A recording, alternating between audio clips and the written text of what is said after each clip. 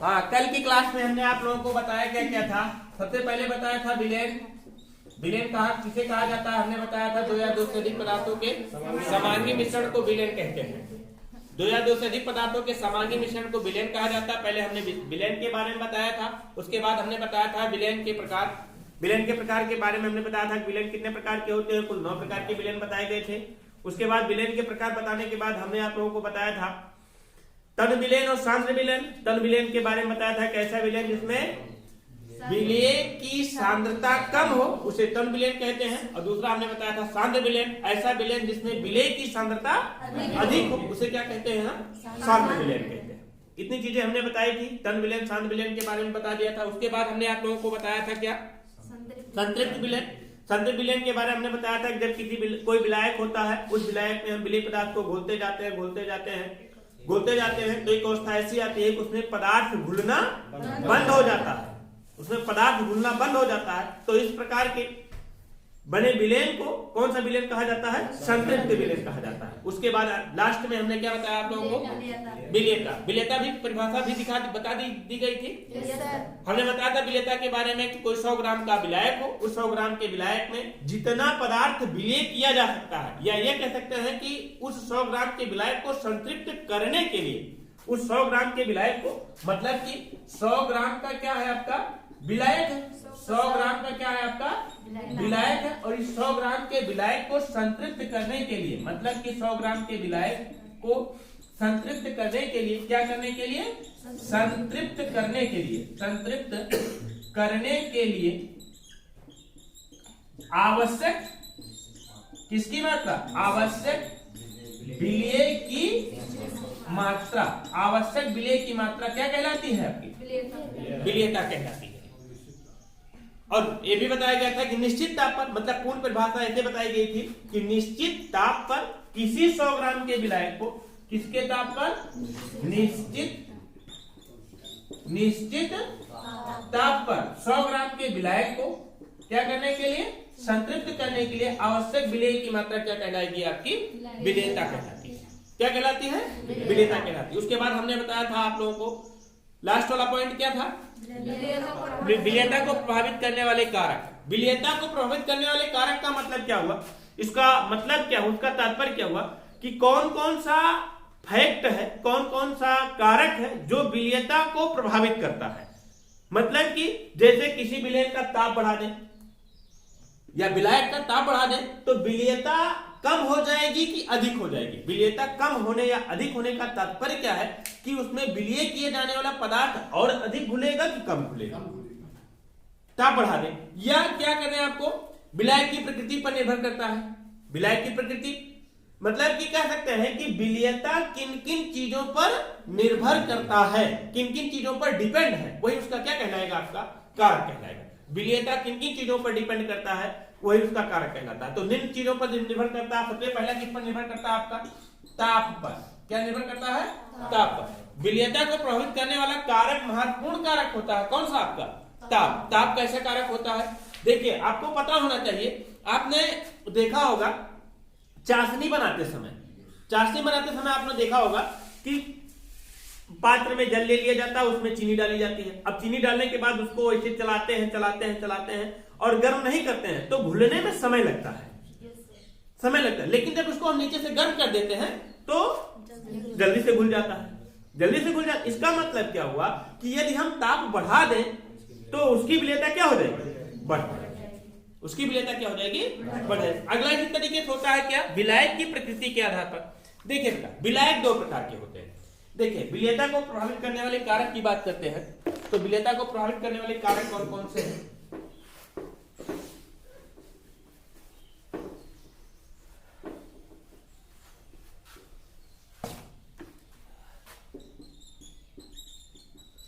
विलेयता को प्रभावित करने वाले कारक कौन कौन से कारक हैं? पहला ताप। पहला कौन सा आपका?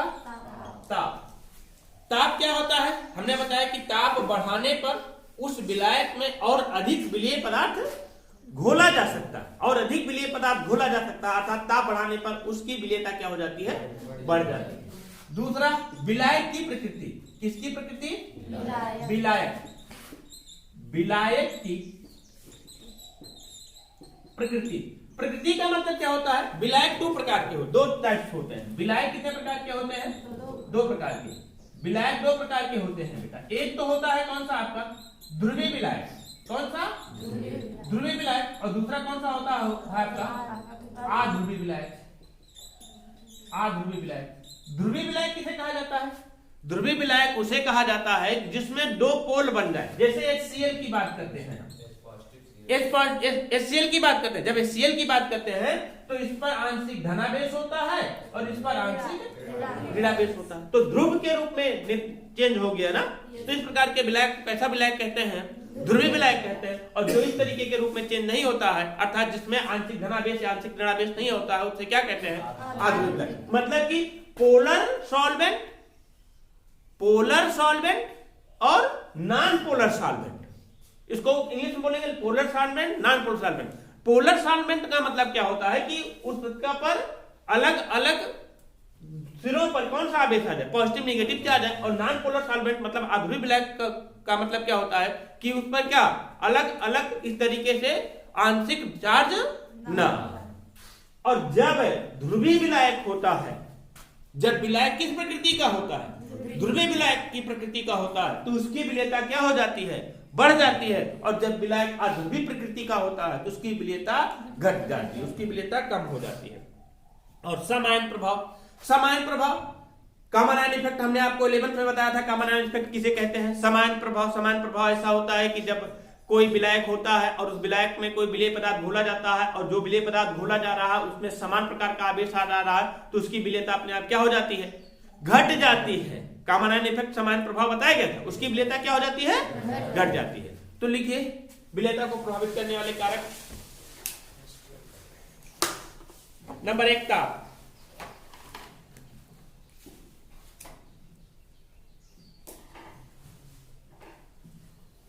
देखिए ताप बढ़ाने पर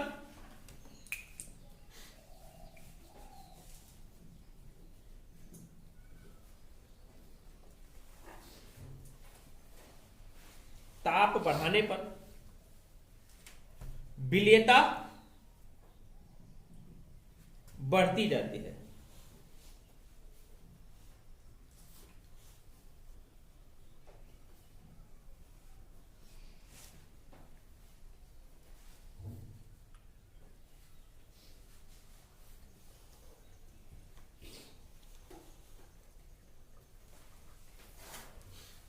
अगला विलेय और विलायक की प्रकृति,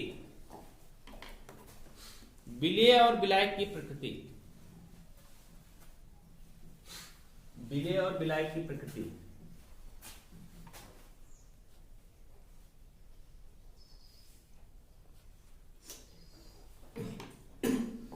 देखिए ध्रुवीय विलायक होने पर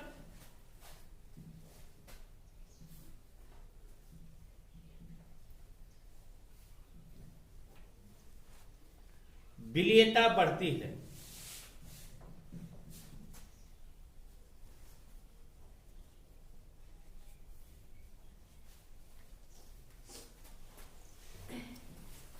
अगला सम आयन प्रभाव, सम आयन प्रभाव,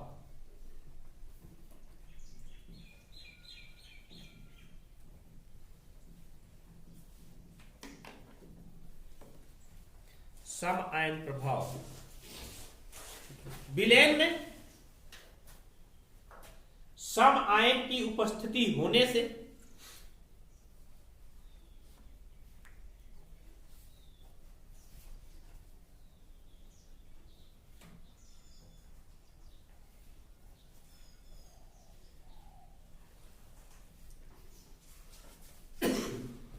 सम आयन की उपस्थिति होने से विलेयता घट जाती है।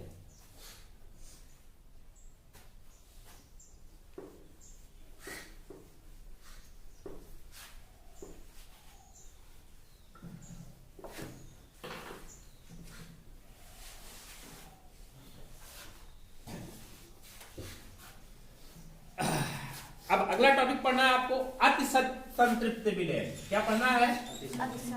अति संतृप्त विलय, सुपर सैचुरेटेड सॉल्यूशन। क्या होता है? Super saturated solution. Super saturated solution किसे कहते हैं?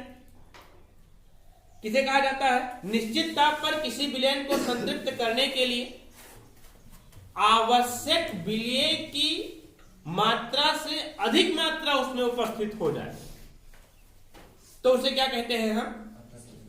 अति संतृप्त विलयन कहा जाता है। जैसे देखिए, मान लीजिए आपका 100 ग्राम का विलायक है। कितना है? 100 ग्राम का क्या है आपका विलायक है, और इसकी विलेयता मान लीजिए 20 ग्राम है। कितनी ग्राम है? 20 ग्राम। इसका मतलब क्या हुआ कि 100 ग्राम के विलायक में 20 ग्राम से अधिक विलय नहीं घोला जा सकता है।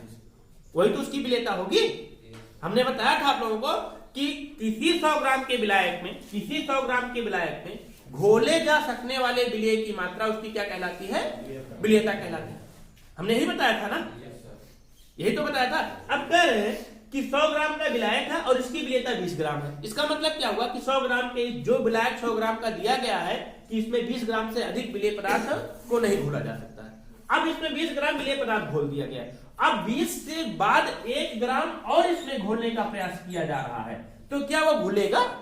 नहीं घुलेगा। लेकिन यहीं पर नीचे पेड़े में जाकर के क्या होने लगेगा?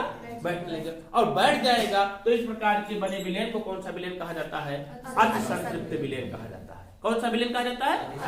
मतलब हमारा कहने का मतलब क्या हुआ कि किसी निश्चित ताप पर, किसी निश्चित विलायक में, किसी निश्चित संतृप्त विलय में, किसी निश्चित ताप पर निश्चित संतृप्त विलय में विलय की मात्रा विलेयता से अधिक होने पर, विलय की मात्रा विलेयता से अधिक होने पर जो विलयन बनता है उसे क्या कहते हैं हम? अति संतृप्त विलयन कहा जाता है, सुपर सैचुरेटेड सॉल्यूशन कहा जाता है। समझ पा रहे हैं? मतलब कि उसकी विलेयता से अधिक विलय पदार्थ उपस्थित होने पर, विलेयता से अधिक विलय पदार्थ उपस्थित होने पर उसको क्या कहते हैं? अति संतृप्त विलयन अर्थात सुपर सैचुरेटेड सॉल्यूशन कहा जाता है। तो नोट करिए इसको। किसी निश्चित ताप पर, किसी निश्चित ताप पर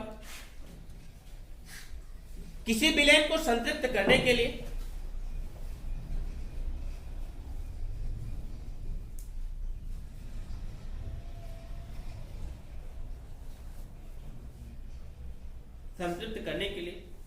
आवश्यक विलय से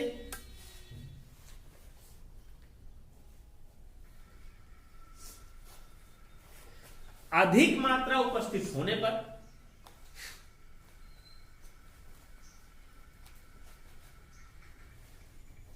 आवश्यक विलय से अधिक मात्रा उपस्थित होने पर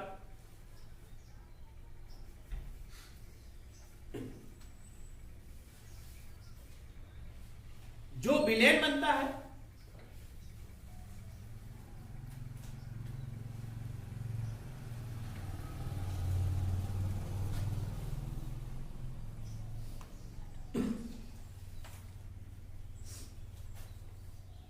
उसे अति संतृप्त विलयन कहते हैं।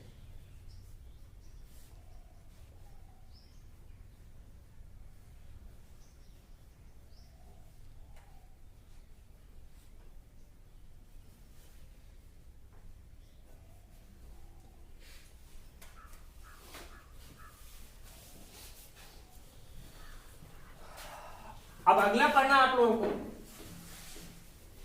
अगला पढ़ना है आप लोगों को, पॉइंट बनाइए, विलयनों की सांद्रता व्यक्त करने की विधियां।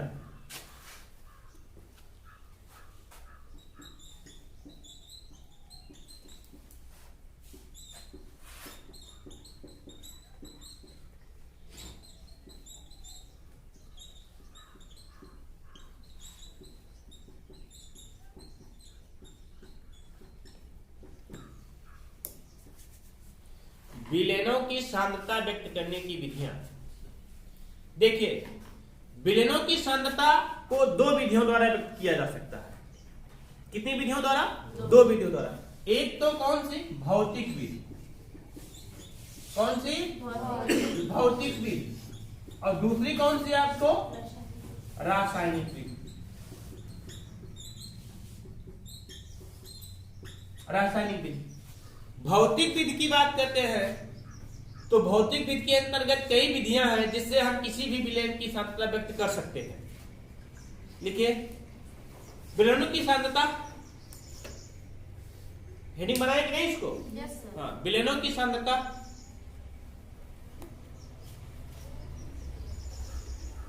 व्यक्त करने की दो विधियां।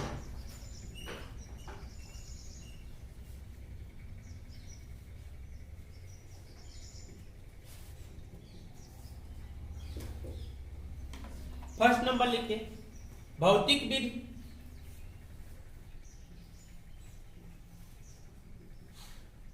सेकेंड नंबर लिखिए, रासायनिक विधि।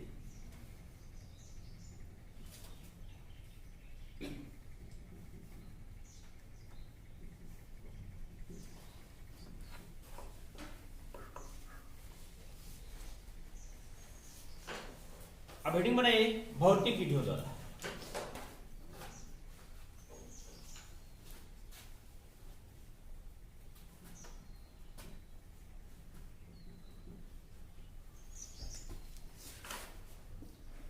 भौतिक में निम्न विधि प्रयुक्त की जाती है। निम्न विधि प्रयोग किए जाते हैं, नोट करते रहिए। निम्न विधि प्रयोग किए जाते हैं। पहला कौन सा है आपका? पहला कौन सा है? विलयन की भार प्रतिशतता। क्या है? विलयन की भार प्रतिशतता। भार प्रतिशतता, यही ब्रैकेट में आप लोग लिखिएगा। भार प्रतिशतता का मतलब क्या होता है? W/W। भार प्रतिशतता W/W। हमने बताया था विलयन में दो कंपोनेंट हैं, दो घटक हैं। कौन कौन से? विलेय और विलायक। विलेय और विलायक। अब कितना विलयन में, किसी भी विलयन में कितना विलेय पदार्थ उपस्थित है उसको व्यक्त करने के लिए जिनका प्रयोग किया जाता है उसे क्या कहते हैं? हम सांद्रता कहते हैं, अर्थात सांद्रता व्यक्त करने की विधियां कहा जाता है। कोई भी विलयन है, उस विलयन में विलेय पदार्थ कितनी मात्रा में उपस्थित है, कितनी मात्रा में उपस्थित है, उसको हम किसके रूप में व्यक्त करेंगे? सांद्रता के रूप में व्यक्त करते हैं। और उसी सांद्रता को व्यक्त करने के लिए कई विधियां हैं। भाई कोई विलयन है, कोई भी विलयन में विलेय पदार्थ की कितनी मात्रा उपस्थित है इसको व्यक्त करने के लिए कई विधियां हैं। भौतिक विधि, रासायनिक विधि। भौतिक विधि के अंतर्गत आपका कौन सा है? पहला भार, विलयन की भार प्रतिशतता। भार प्रतिशतता किसे कहा जाता है? कोई विलयन, भार प्रतिशतता के बारे में बताने जा रहा हूं। कोई विलयन है, उस विलयन का अगर हम 100 ग्राम ले लें, कितना ग्राम ले लें? 100 ग्राम ले लें। कोई विलयन है, कोई भी विलयन, जैसे नमक और जल का विलयन हो, चीनी और जल का विलयन हो, ग्लूकोज और जल, कोई भी विलयन हो, कोई भी विलयन हो, उस विलयन का अगर हम कितना ग्राम ले लें? 100 ग्राम ले लें। इस 100 ग्राम के विलयन में, विलायक नहीं है बेटा, ध्यान दीजिएगा, विलयन है। विलयन का मतलब इनमें दोनों कंपोनेंट उपस्थित है। कौन कौन से? विलेय और विलायक, दोनों उपस्थित है ना, तभी तो ये आपका क्या बना है? विलयन बना है। किसी 100 ग्राम के विलयन में उपस्थित विलेय के ग्रामों की संख्या, किसकी संख्या? विलेय के ग्रामों की संख्या, उसकी क्या कहलाती है? भार प्रतिशतता कहलाती है। क्या कहलाती है? भार प्रतिशतता कहलाती है। मतलब कि 100 ग्राम के विलयन में उपस्थित किसकी मात्रा? विलेय के ग्रामों की संख्या, विलेय के ग्रामों की संख्या, उसकी क्या कहलाती है? भार प्रतिशतता कहलाती है। अभी भी नहीं समझ में आया हो तो हम इसको इस तरीके से बताएं आप लोगों को। भार प्रतिशतता कहते किसे? कहा जा रहा है कि सुक्रोज का एक जलीय विलयन की सांद्रता 10% W/W है। देखिए या ग्लूकोज का कह रहे हम, ग्लूकोज के एक जलीय विलयन की सांद्रता, ग्लूकोज के एक जलीय विलयन की सांद्रता 10% W/W है, 10% W/W है। तो इसका मतलब क्या हुआ, इस कथन का तात्पर्य क्या हुआ? देखिए कहे क्या रहे हैं, ग्लूकोज के एक जलीय विलयन की सांद्रता 10% W/W है। इसका मतलब क्या? इसका मतलब यह हुआ कि ग्लूकोज के जिस विलयन की ये बात कर रहे हैं, ग्लूकोज के जिस विलयन की बात कर रहे हैं, उस विलयन की ढेरों मात्रा में से सिर्फ कितना ग्राम ले लिया जाए? 100 ग्राम ले लिया जाए, 100 ग्राम विलयन ले लिया जाए। और इस 100 ग्राम के विलयन में अगर देखेंगे तो इस 100 ग्राम के विलयन में कितना ग्राम? 10 ग्राम क्या उपस्थित होगा? आपका ग्लूकोज उपस्थित होगा। कितना ग्राम? 10 ग्राम ग्लूकोज उपस्थित होगा। समझ पाए कि नहीं है? संपूर्ण मात्रा से नहीं, संपूर्ण मात्रा में से सिर्फ उस विलयन का कितना ग्राम ले लिया जाए? 100 ग्राम ले लिया जाए, उस विलयन का 100 ग्राम ले लिया जाए। और 100 ग्राम विलयन लेने के बाद ये देखा गया कि उसमें 10 ग्राम क्या उपस्थित है? ग्लूकोज उपस्थित है। इसी तरीके से मान लीजिए कहा गया जाए आपसे, क्या कहा जाए कि नमक के एक जलीय विलयन की सांद्रता, नमक के एक जलीय विलयन की सांद्रता, विलयन की सांद्रता 20% W/W है, 20% W/W है। इसका मतलब क्या हुआ? इसका मतलब यह हुआ कि जिस नमक के जलीय विलयन की ये बात कर रहे हैं, नमक के जिस जलीय विलयन की बात कर रहे हैं, उस जलीय विलयन का यदि हम कितना ले लें बेटा?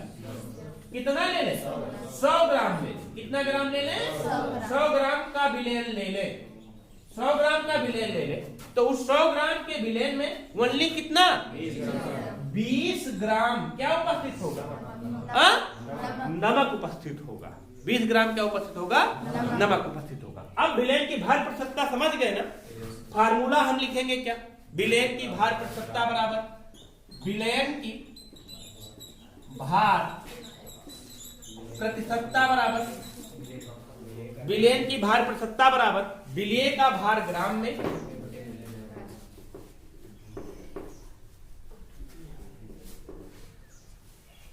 विलय का भार ग्राम में विलय का भार ग्राम में बटे क्या हो जाएगा आपका? विलयन का भार ग्राम में, विलयन का भार ग्राम में। अब प्रतिशत निकाल रहे हैं, अब प्रतिशत निकालते हैं किसमें? 100 में, मतलब कि गुणे 100। ये चीज समझ गए कि नहीं? फिर से एक बात समझिए पूरी, भार विलयन की भार प्रतिशतता। किसी 100 ग्राम के विलयन में उपस्थित विलय के ग्रामों की संख्या, 100 ग्राम के विलयन में उपस्थित विलय के ग्रामों की संख्या उसकी क्या कहलाती है? भार प्रतिशतता कहलाती है। उसकी क्या कहलाती है? भार प्रतिशतता कहलाती है। जैसे कहा गया ग्लूकोज के जलीय विलयन की सांद्रता कितना है? 10% W/W है। जिसका मतलब यह हुआ कि ग्लूकोज के जिस जलीय विलयन की बात कर रहे हैं, ग्लूकोज के उस जलीय विलयन का अगर हम कितना ग्राम ले लें? 100 ग्राम ले लें, तो 100 ग्राम के ऊपर ग्राम में उपस्थित ग्लूकोज के ग्राम में मात्रा कितनी होगी? 10 ग्राम। अर्थात विलयन की भार प्रतिशतता बराबर विलयन की भार प्रतिशतता बराबर फार्मूला क्या होता है? विलय का भार ग्राम में बटे विलयन का भार ग्राम में गुणे 100। यही इसकी क्या हो जाएगी? भार प्रतिशतता। मतलब कि जितना विलयन उपस्थित है, जितना विलयन हमने बनाया है उसका भार ले लें, और विलयन बनाने के लिए जितना विलय पदार्थ हमने घोला उसका भार ले लें और गुणे 100 कर दें।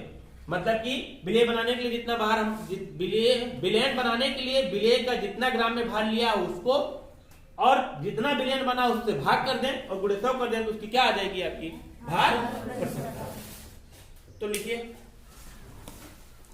100 ग्राम के विलयन में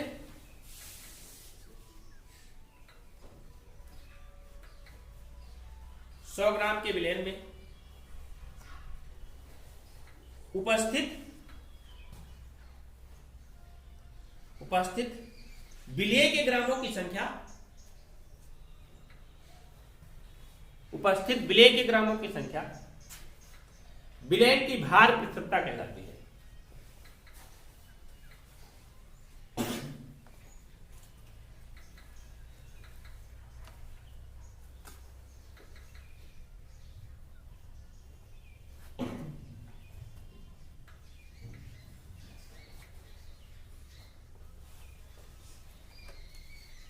भार प्रतिशतता कहलाती है। अर्थात विलेय की भार प्रतिशतता बराबर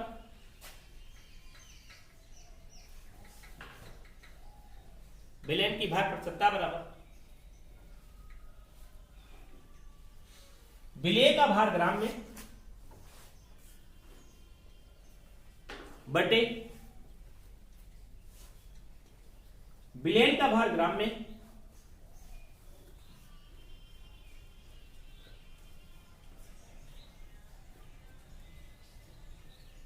गुणे 100।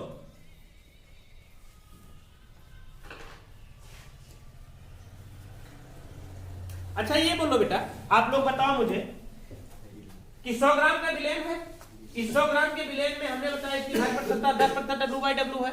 तो आप लोगों ने बताया कि 10% W/W है, जिसका मतलब ये हुआ कि 10 ग्राम इसमें क्या उपस्थित है, आपका ग्लूकोज उपस्थित है, मतलब C6H12O6 उपस्थित है ना। और शेष बचा कितना आपका 10 ग्राम, कितना बचा शेष 90 ग्राम क्या उपस्थित हो गया आपका जल ना। 90 ग्राम क्या उपस्थित हो गया जल। अब जैसे इसकी बात किया जा रहा है, नमक के जलीय विलयन की सांद्रता कितनी है 20% W/W है। इसका मतलब कि 100 ग्राम का विलयन लिया गया। इस 100 ग्राम के विलयन में 20 ग्राम क्या उपस्थित है आपका नमक, मतलब कि NaCl उपस्थित है। 20 ग्राम क्या उपस्थित है NaCl उपस्थित है। तो शेष 80 ग्राम क्या उपस्थित है, शेष 80 ग्राम क्या उपस्थित है H2O अर्थात जल उपस्थित है ना। क्योंकि कहा भी गया था कौन किसका विलयन है, जलीय विलयन, मतलब किसमें डिसॉल्व किया गया है जल। लिखिए जैसे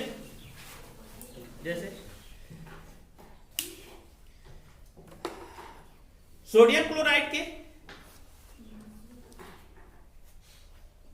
20% 20% ब्रैकेट में वहीं पर लिखोगे क्या W/W।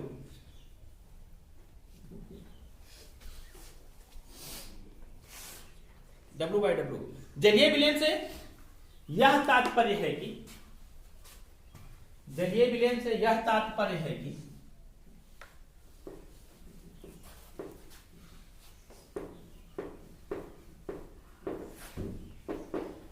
ग्राम के नमक के जलीय विलयन में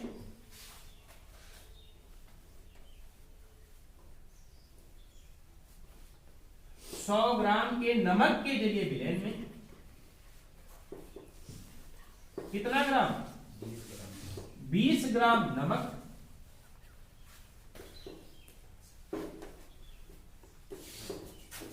और कितना 80 ग्राम जल उपस्थित है।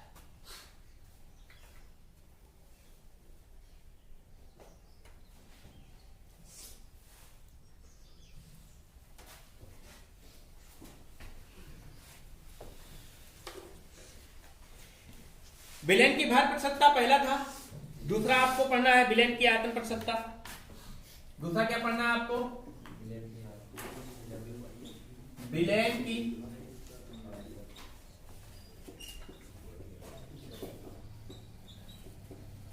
आयतन प्रतिशतता। विलयन की आयतन प्रतिशतता। आयतन प्रतिशतता का मतलब क्या होता है V बाई वैल्यू अब वहां पर क्या दिया गया था ग्राम दिया गया था, और यहां पर क्या दिया जाएगा आयतन ml में दिया जाएगा। इसमें ml में तो क्या हो जाएगा फिर इसका 100 मिलीलीटर विलयन में उपस्थित 100 मिलीलीटर 100 ml जिसे कहा जाएगा। लिखे क्या है 100 ml का विलयन है। विलयन बोले तो इसमें दोनों कंपोनेंट है, विलेय और विलायक दोनों उपस्थित है। तो लिखेंगे क्या 100 ml विलयन में उपस्थित किसकी संख्या, किसके किसके मिलीलीटरों की संख्या, विलय के मिलीलीटरों की संख्या। 100 ml विलय में उपस्थित विलय के मिलीलीटरों की संख्या क्या कहलाती है, विलयन की आयतन प्रतिशतता कहलाती है। कोई विलयन है, उस विलयन का यदि हम 100 ml ले लें, उस 100 ml के विलयन में जितना ml क्या उपस्थित होगा, आपका विलय उपस्थित होगा, जितना ml विलय उपस्थित होगा वही उपस्थित विलय के मिलीलीटरों की संख्या उसकी क्या कहलाती है, आयतन प्रतिशतता कहलाती है। क्या कहलाती है, आयतन प्रतिशतता कहलाती है। अर्थात हम लिखेंगे क्या यहाँ पर, आयतन प्रतिशतता बराबर, आयतन प्रतिशतता बराबर क्या हो जाएगा, विलय के मिलीलीटरों की संख्या, विलय के मिलीलीटरों की संख्या, मिलीलीटरों की संख्या, फिर बटे विलयन का आयतन, किसमें, विलयन का आयतन किसमें, ml में, ml बोले तो मिलीलीटर में, और प्रतिशत निकालना है पूरे 100। यही आयतन क्या हो जाएगी आपकी, आयतन प्रतिशतता हो जाएगी। समझ गया ना, यही क्या हो जाएगी आपकी आयतन प्रतिशतता। अब यहीं पर तुरंत समझिए, जैसे कहा गया है एक विलयन या एथिल अल्कोहल के एक जलीय विलयन की सांद्रता, एथिल अल्कोहल की बात करते हैं, C2H5OH, एथिल अल्कोहल, ये क्या है आपका, एथिल अल्कोहल। एथिल अल्कोहल के एक जलीय विलयन की सांद्रता, एक जलीय विलयन की सांद्रता 30% V/V है। देखिए एथिल अल्कोहल के एक जलीय विलयन की सांद्रता कितना है, 30% V/V है। 30% V/V है, तो इसका तात्पर्य क्या हुआ, इसका तात्पर्य यह हुआ कि जिस जलीय एथिल अल्कोहल के जिस जलीय विलयन की बात कर रहे हैं, एथिल अल्कोहल के उस जलीय विलयन से अगर हम कितना ले लें, 100 ml ले लें, कितना ले लें, 100 ml ले लें, तो इस 100 ml में, इस 100 ml में कितना, 30 ml क्या उपस्थित है, एथिल अल्कोहल उपस्थित है, और शेष आपका कितना ml, 70 ml क्या उपस्थित है, जल उपस्थित है। समझ गए ना, आयतन प्रतिशतता समझ गए कि नहीं। इसका मतलब क्या हुआ कि जैसे आप मान लीजिए कोई और कहा गया, यही मान लीजिए फिर से समझ लीजिए, जैसे कहा गया C2H5 अर्थात एथिल अल्कोहल के जलीय विलयन की एक सांद्रता कितना है, 30% V/V है। इसका मतलब यह हुआ कि जिस एथिल अल्कोहल के जलीय विलयन की बात कर रहे हैं, उस एथिल अल्कोहल के जलीय विलयन का यदि हम कितना ml ले लें, 100 ml ले, टोटल कितना ml ले लें, 100 ml ले लें, एथिल अल्कोहल के जलीय विलयन का टोटल 100 ml ले लें, तो उस 100 ml में से 30 ml किसका, एथिल अल्कोहल का, और शेष कितना ml, 70 ml किसका उपस्थित है, आपका जल का उपस्थित। समझ गए ना, आयतन प्रतिशतता समझ में आ गया अच्छे से, तो लिखिए इसको, विलयन क्या था, लिखिए 100 ml विलयन में उपस्थित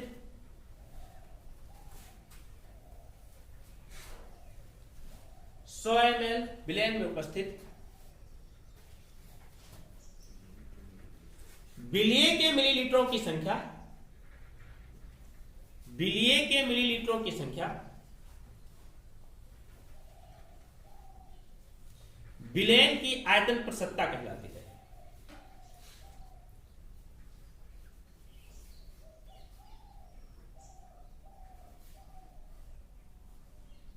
विलयन की आयतन प्रतिशतता कहलाती है।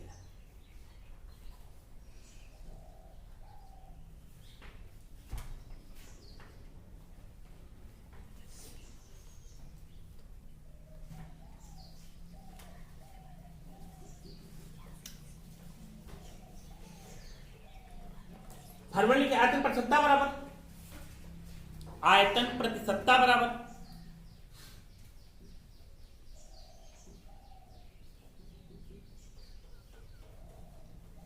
विलय के मिलीलीटरों की संख्या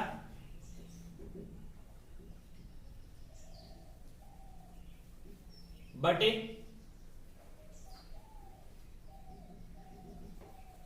विलयन का आयतन, विलयन का आयतन ml में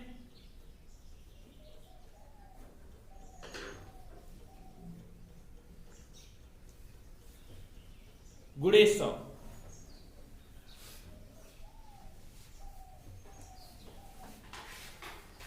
जैसे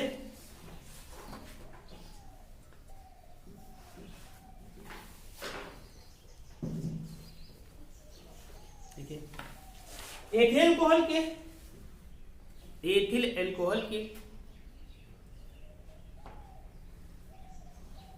एक जलीय विलयन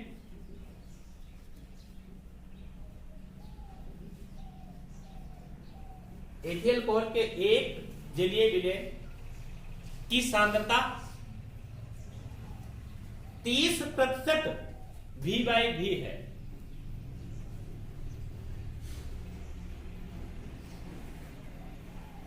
V/V है। तो इस कथन का तात्पर्य यह है कि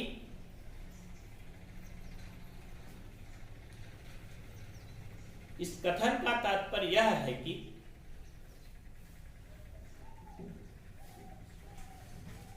एथिल अल्कोहल के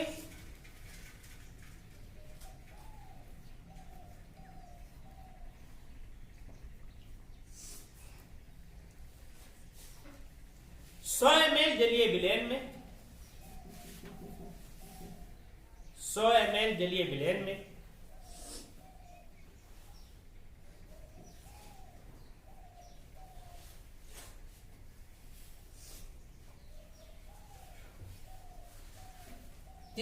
ml क्या उपस्थित है? एथिल अल्कोहल उपस्थित है। और 70 ml क्या उपस्थित है? जल उपस्थित है।